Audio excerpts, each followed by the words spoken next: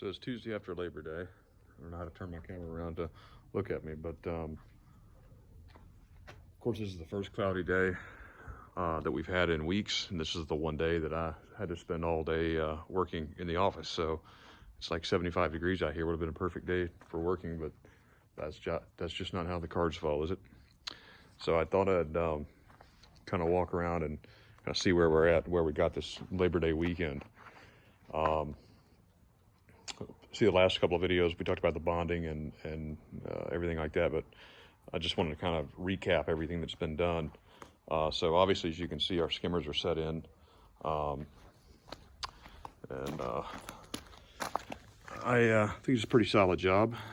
Not really much to really see there, but this part of the bond beam here does not have a mortar bed on it, and that side does. So that's why this is a little bit lower than that one, but this will be equal to that one by the time we build up our mortar bed here on this side, because we removed this because, if you recall, it was cracking. So we'll be up about to the top lip of the skimmer there. So each one of these took 500 or 600 pounds of concrete. I think 5 bags each. That one might have been 6, I can't remember. This one's set in as well.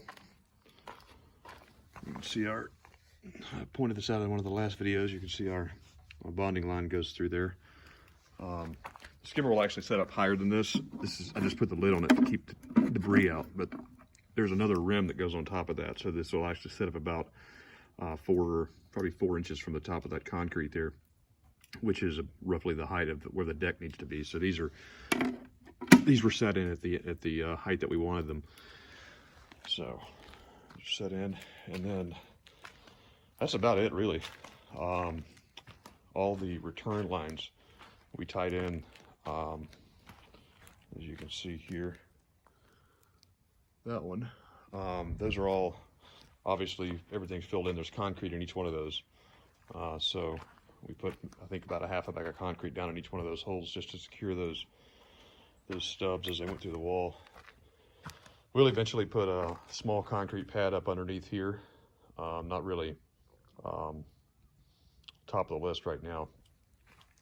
The next thing we need to do is set up our form boards for this mortar bed. As you can see, this needs to be chipped off. I think we're going to go ahead and chip off most of this mortar bed. Some of it looks like it's in good shape, but I went around it yesterday with a hammer and chisel, and I thought maybe we could just repair it, but you know, we've got some cracks here and this over here, and this is just kind of loose, and I think it makes sense to just pull all this up. Plus we've got some cracks over here at the spa as well.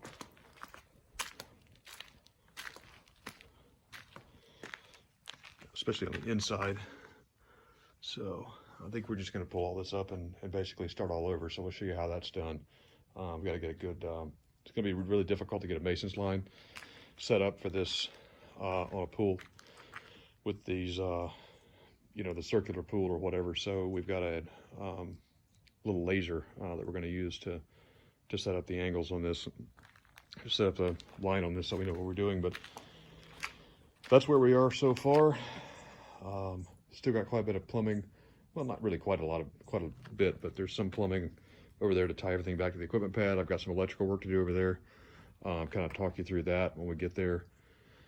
My wife has insisted that our dying trees be watered, so my job site is soaked in water right now over there. I think it's probably a lost cause, but I hope not. So that's where we are. Keep watching, and we'll keep you guys posted.